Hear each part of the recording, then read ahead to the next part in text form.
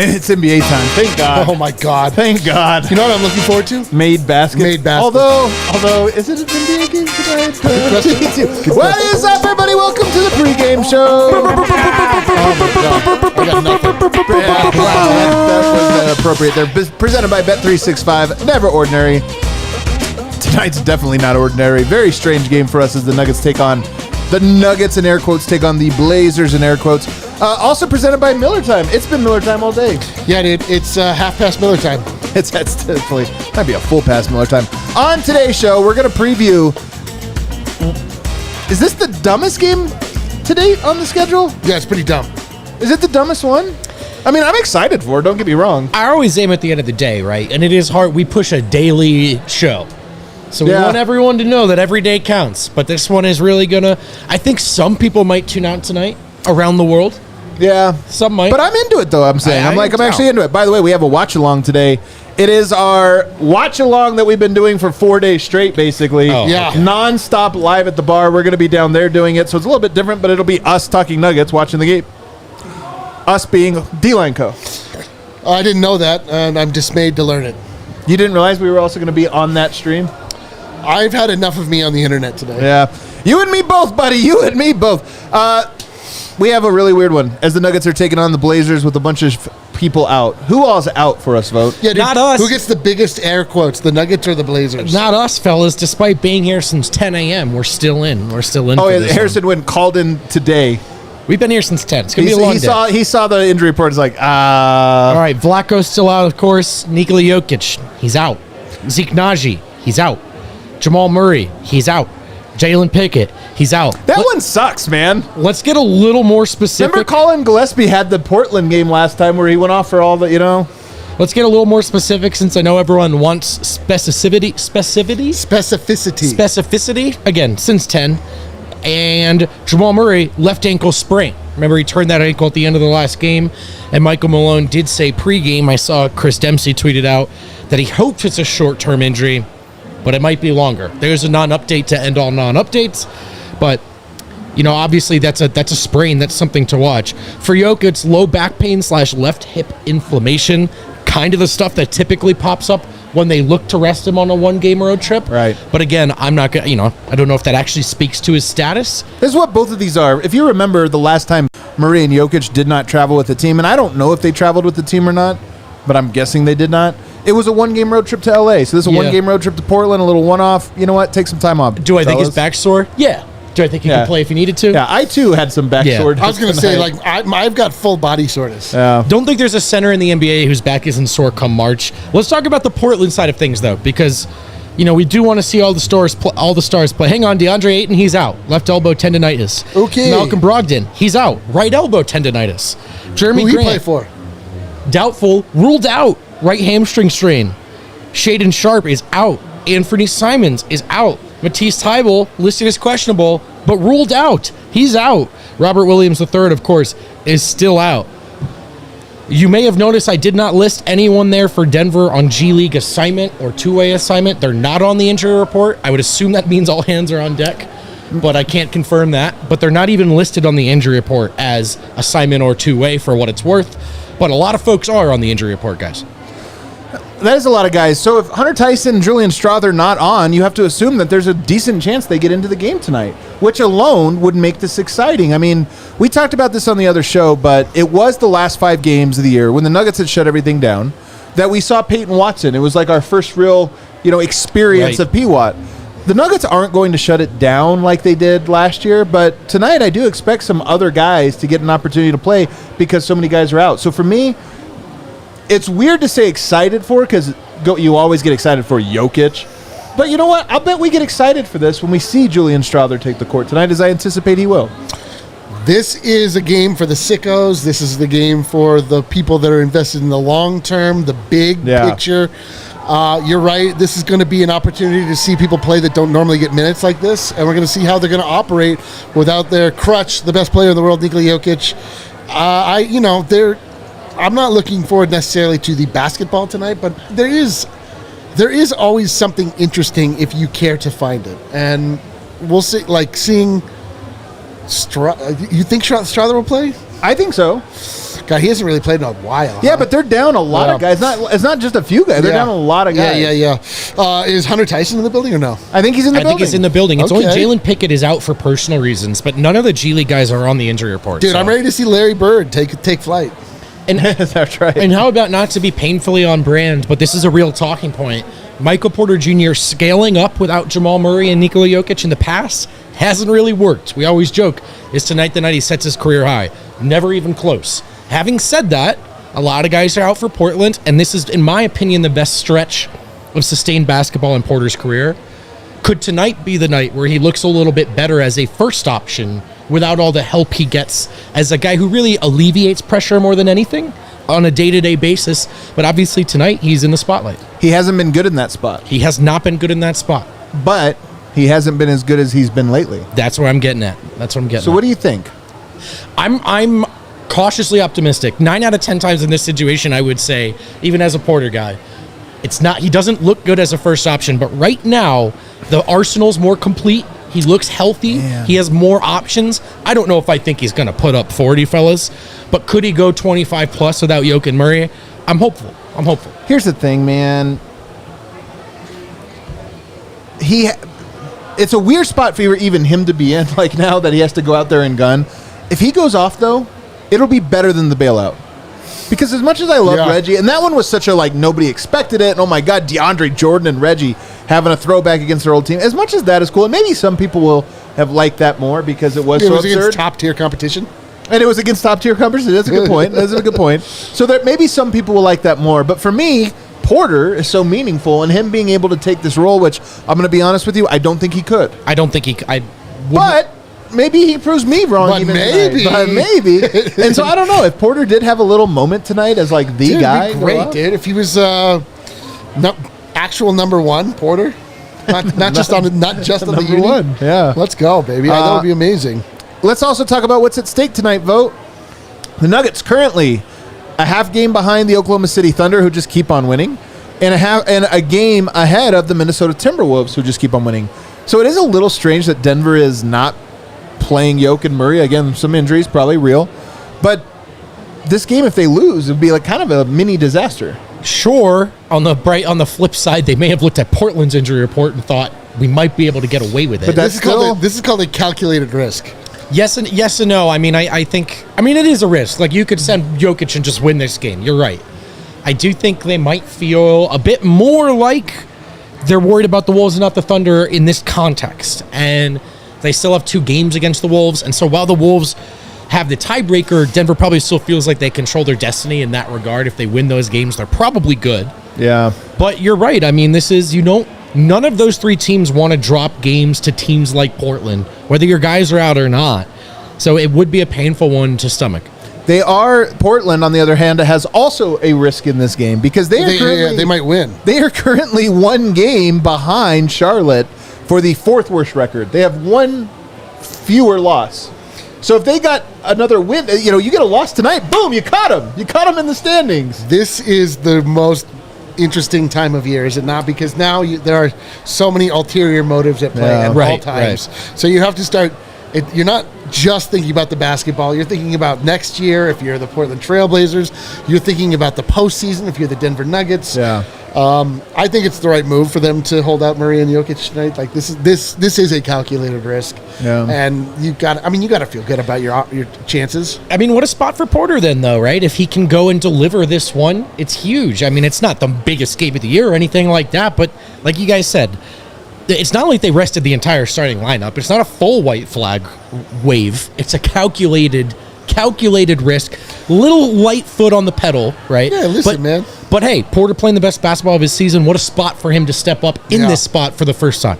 Yeah. All right, it's time for Circle K. Who's going to eat? This is a tough one. Oh, boy. Who's going to eat tonight? Right. D-Line, you start us off. Nikola Jokic. Oh! Probably some burek. Yeah, that's true. He's probably eating some grapes and things at home. Who's going to eat tonight? I think probably Reggie Jackson. This is a Reggie Jackson special. Yeah, it does feel like a Reggie Jackson. Good call, there are no preconceived notions. This is let it fly, Reggie. Let it fly. There's nobody else. He doesn't have to look back to the bench to see if anyone is coming to give him the hook. There's no Jalen Pickett. There's no Jamal Murray. This is a clear out ISO for Reggie Jackson, just the way he likes it. Oh, boy. Okay. Oh, boy. Reggie Jackson. I can see it. I'm going to ride with Porter, man. He's playing well. Let's go. Hey, he's playing well. Too. He's playing. When he plays poorly again, I'll reassess. But I know it's a tough spot for him in general, historically, but I'm feeling good. So he's probably going to shoot tonight. So what does it mean to eat? Just so we have you on record, you don't claim. I know I want north. I'm going to say north of 23 points. That's yeah. Is that okay? Yeah, that's eating. Is that fair? 24 points. Reggie Jackson has to score 5 to 6 points for me.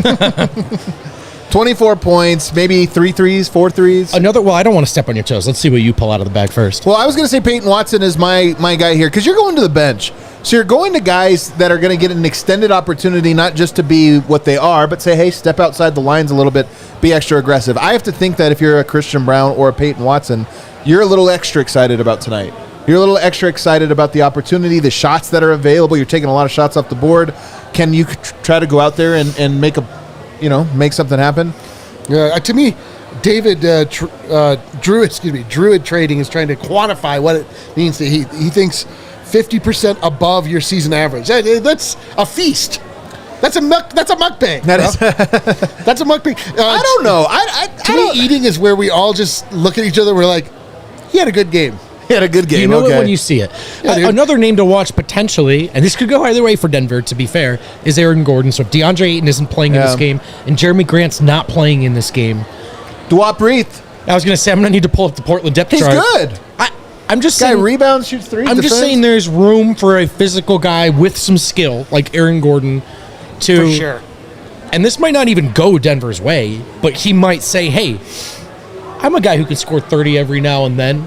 Are they ready to run with me and get physical down low? And the answer might be no. We'll find out. It'll be interesting to see. Stay tuned. Stay tuned. We'll find out. I think I would almost define eating as if they come up in the Red Hawk Roofing big takeaways. Oh, dude, so there's usually there'll be 3 of those. So the official quantification of eating is that you are co-sponsored by Red Hawk Roofing, the best roofers in all of Colorado. 100%. That's exactly what it is. All right, let's move it on now. Spotlight on. This is kind of like who's going to eat, but now it's just spotlight on all the other guys. And I'm going to throw it out there. We'll just start off the top. Christian Brown.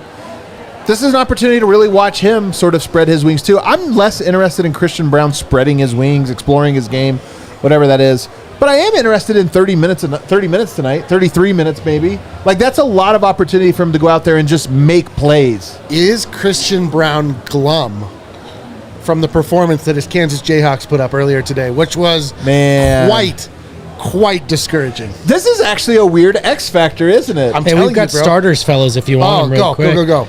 Reggie Jackson at the 1, Kentavious Caldwell-Pope at the 2. I actually don't like this. It's Michael Porter Jr. at the 3, AG at the 4, DeAndre Jordan at the 5. I would have liked AG at the 5 and Porter at the 4, and maybe you slide Justin Holiday in there. But it's going to be DeAndre Jordan starting, AG at the 4. I don't hate this. I feel like this should bludgeon them physically, man. Hopefully. This should be a monster. Who is them again? That's the Portland Trailblazers. Let's see if I can find their starters. Who is them? Let's see if I can find their starters. You're going to hate this guy by the end of the day. That guy can shoot. Plays hard. But he's so skinny. I mean, I've seen him. Yeah, I've seen him. So I don't know, man. That's an interesting starting lineup. Definitely with the 2. The AG... the AG DJ front court is kind of a funny front court, man. Watch out for the DeAndre Jordan Reggie Jackson connection this night. Yeah. For real though. I mean, honestly, here's the thing: they also are playing backups. How locked into the scouting report of the backups on Aaron Gordon when he's in the corner? Are they like guarding him tight? Because they shouldn't, but I don't know if they're that locked into the. They're just trying to show how well they rotate and stuff, which I don't know. That's a good point. So I've got projected starters, if that helps. It could be Scoot Henderson, Ryan Rupert. I don't know if it's Ryan, but it's spelled R-A-Y-A-N. Who do you play for? Ryan Rupert, Chris Murray, Tumani Camara, and Duop Reith. Yeah. You know what? There's no way you win this pronounced game. half of those right. Tawari Kamara, yeah. I think I got close. Yeah. And what was the small forward? Who was Tumani Camara, is that wrong? Yeah, who's the small forward, though? Who's the 3? Chris Murray. Chris Murray, yeah. That's Keegan Murray. No Keegan Murray's brother. And Duop Reith. No way you got that one right. All right. Who looks just like Keegan Murray? You know what? You got to win this game anyway. You got to win it anyway. You really do. Also, they kind of want to lose. No, they So super Christian wanna Brown, Peyton Watson, Julian Strother, Justin Holiday, if you will, and maybe even a Hunter Tyson sighting. Who knows? Maybe we'll get a little bit crazy. What are you of those guys? Who would you most like to kind of see get some shine? Dude, I want to. Well, this is tough because I think Julian Strother is the one that is most exciting for me when he starts getting going, when he hits like he did early on in the year. But there's really no point in getting him going this late in the year. It's kind of like you just sort of like we should just kind of look forward to his reemergence next season. So from that standpoint, I think maybe P. Watt. I think I'd like P. Watt and Christian Brown, those two guys, P. Watt more to just like really rise up and get in, show the world, shock the world, and show them they're ready for the playoffs. Show them that they're built for this. We're ready for this. Like I want that moment from these guys. Sorry, what's the question?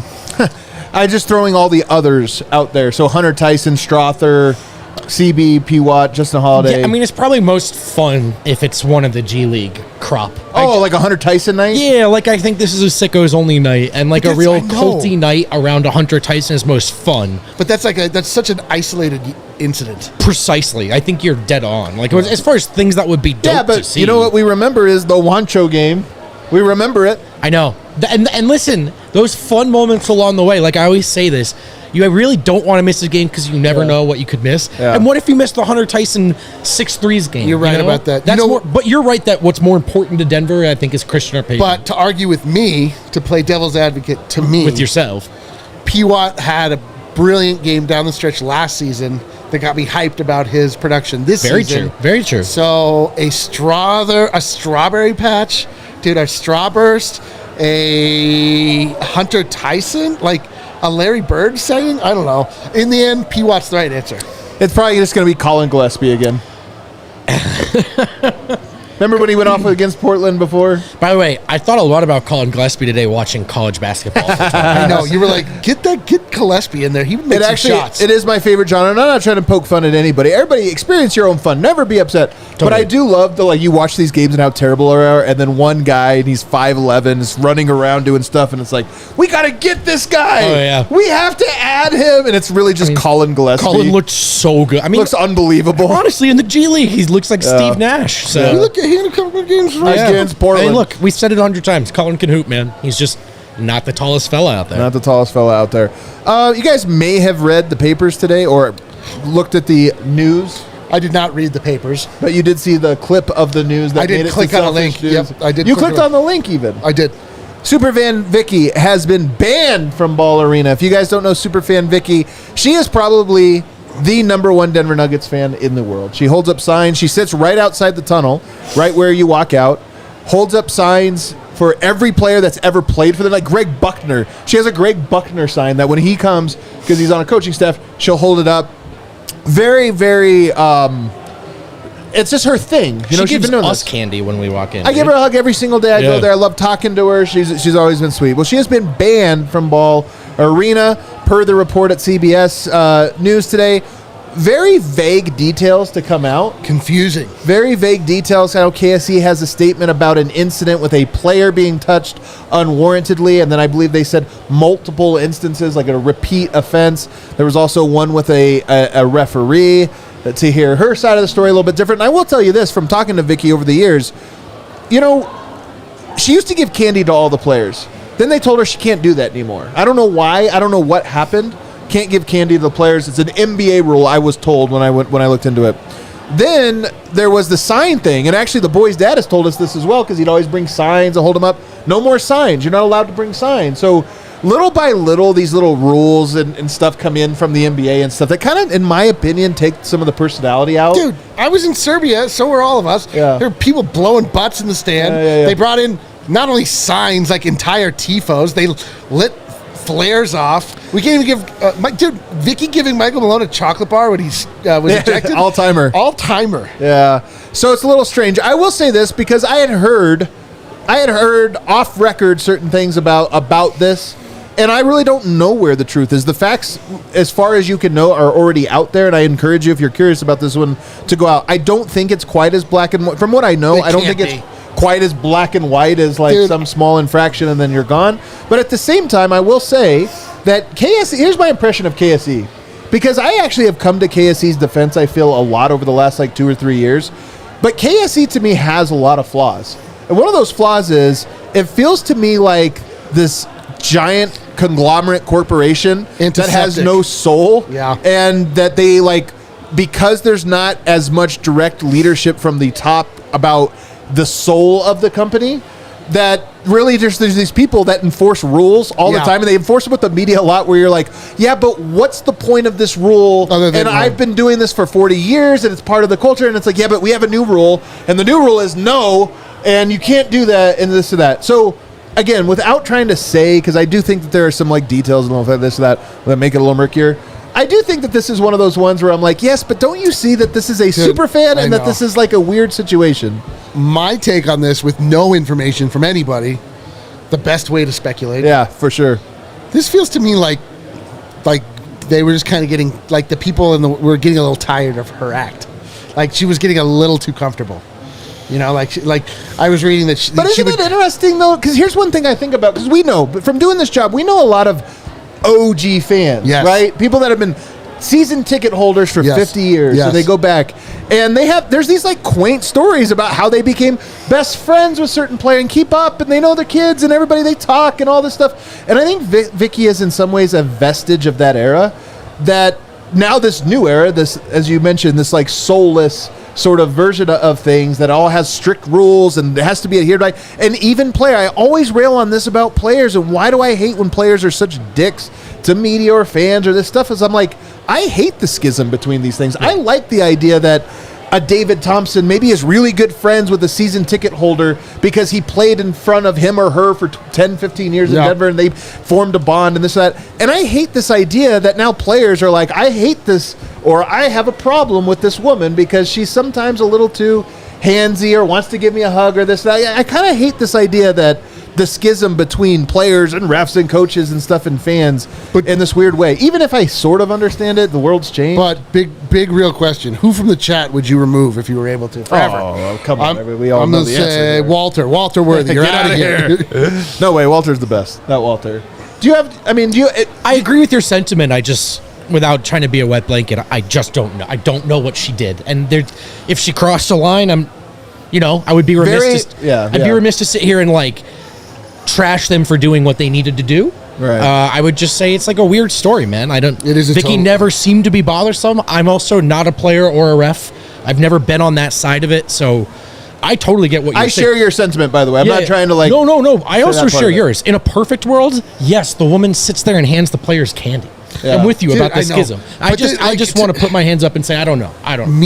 Again, my reckless speculation here. It just feels, it feels like KSE would have to really feel like there was no other recourse here. Like you couldn't move her to a place where she would have no access to the players, because she sits right by the tunnel. Yeah, so it's like, and on purpose, because she wants to be able to be there to shake hands. Like to me, KSE is more like they just don't want bad press, and this is like guaranteed bad press. And to me, it's like there would have to be like enough complaints where they're like, all right, this is not worth it. Like this isn't worth it enough to us enough anymore.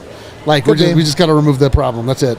My thing more with KSE is I don't think there is anybody at the wheel. I think this is like when you don't know what your superiors want. It's like we have to, and you see this in corporations all the time. Yep. We have to put on our corporate hat and pretend we're a corporation now and make these executive decisions when it's like, all right, man, is this the thing? So again, you're right. This is a situation where the facts, even if you just read the facts that are out there, you're like, there's missing information here. Yeah, they're definitely like, there's no one that can read this and be like, I know what's going on and it's a disaster. There's missing information. But I will say it sucks that Vikki, a super fan that's been here, then you win a title and now it's gone. It sucks. It's a bummer of a situation, and it matches this sense that I have of sort of a little bit of the spirit being sucked out of pro sports in general. No, I love that, man. I love it. And it's not too much to hope that the players enjoy being in their city and understand that it's a give and take relationship. By the way, for our foreigners, because I know we have a lot of like Serbians that watch, pro sports and college sports are so different from that standpoint. We're watching March Madness right now. There's great. I know they're at neutral site, so you don't get quite the same thing. But whenever people show like Partizan, that's a real fan. Look at the fan of Red Star. That's them going off. I'm always like, watch an Alabama football game. Oh, yeah. It's the same thing. So like we have that same thing here too. But pro sports are a business, and this is an example of like, yeah, that's you probably wouldn't kick out a 50-year season ticket holder to Partizan because they like got a little too. Maybe you would. I don't know. Maybe threw a fucking need the story. Need the whole story. Need the full story. All right. Let's go open up Bet365, Never Ordinary, and make some bets. All right, so the Denver Nuggets are favored by 10.5 points. That tells you something. This is unbelievable. This game is only a game in pure definition. I don't know what to expect out of this. It seems like the Denver Nuggets should roll tonight, but you just don't quite know. I mean, again, I always hate taking points. Do you guys feel strongly about the points one way or another? 10.5 for the... minus 10.5, minus 11. I mean, that's a butt whooping. 10 is a lot, man. This game is too unpredictable. That's way too volatile for 10 points. Don't touch that. That's what I'm saying. I don't love that. I don't love that at all. I think we probably have to... Whoa. Lindsay on the mic. Or is she on the mic? Do we know for a fact? She might just be screaming at the top of his lungs. So then I think you have to look at Michael Porter Jr. And Michael Porter Jr., they have increased his number. Really? Over 3.5. Oh, 3.5. Yeah. Over 3.5 threes. Yeah, that was smart to bump it up on the total because whether or not he shoots well, he was going to get threes, you know. I still think I would take that over 3.5. I think we get minimum 4. Why not? It's fun. Yeah, listen, it's Mike's night, dude. It's Mike's life. We're living in Mike's world.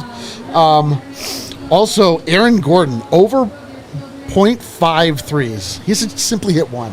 I think tonight he gets an opportunity. I think tonight he knocks one of these bad boys down. I like that as well. I think I'm going to look at player steals, and I'm going to look at KCP. Let's see here. 1.5. 1.5. Yeah, give me that all day. KCP. I like that. You're right. That should be a great one. Scoot Henderson. That should be the lock, honestly. That is the lock. That is the lock. KCP steals. KCP steals feels like an absolute banger.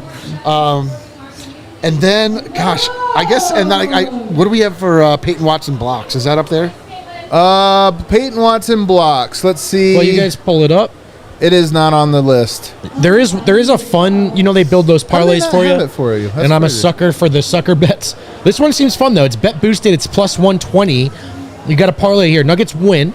Porter 15 or more points. Aaron Gordon 7 or more rebounds. It's the Aaron Gordon 7 rebounds is the one, it's the man. tough one. I mean, it should be it. I like it. What are the odds on it? It's plus 120. I like it. I'm taking it. I'm with you. It's a fun one. We'll get in on this fun one here. Yeah. That one feels 15 plus points. That feels like so good. It's plus money. And hey, as always, if you're watching at home, we're talking our bets. It's not necessarily advice. Trust yourself with your own money. Yeah. No, but it's fun to bet together. Here, don't trust us at all. All right, guys, we are doing a watch along. Oh, we have 2 super chats. Let's get to them, Kale. Pablo Alfaro. What are CLPs? That's a good question. You want to look that up? We got 2,500 of them bad boys. That is from the Chilean pesos. Oh, yeah, Chilean 2,500 Chilean pesos. Thank you very much, Pablo Alfaro. Pablo. What team wouldn't be a contender if Jokic was on that team? Just a random thought for a random Friday night game. Maybe a contender? The Pistons and the Wizards. Contender is tough, man. I think it's hard. I mean, we saw Jokic without Murray. That's true. They were not contenders. They were not contenders. They were good. They were a playoff team. Is Orlando a contender if Jokic is their center?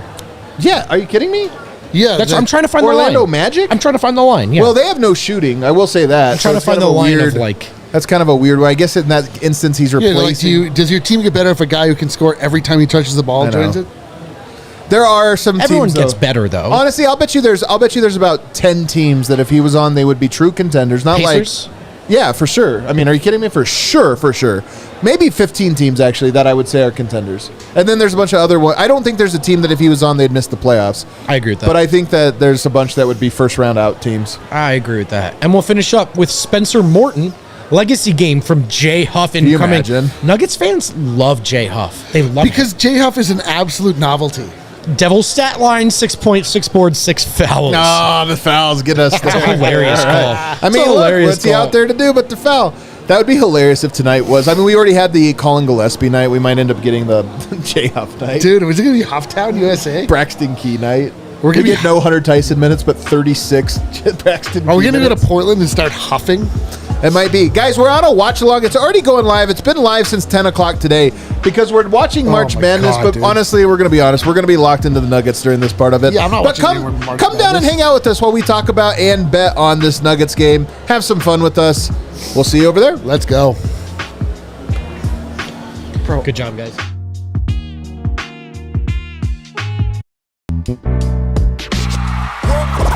We all silly like the mayor.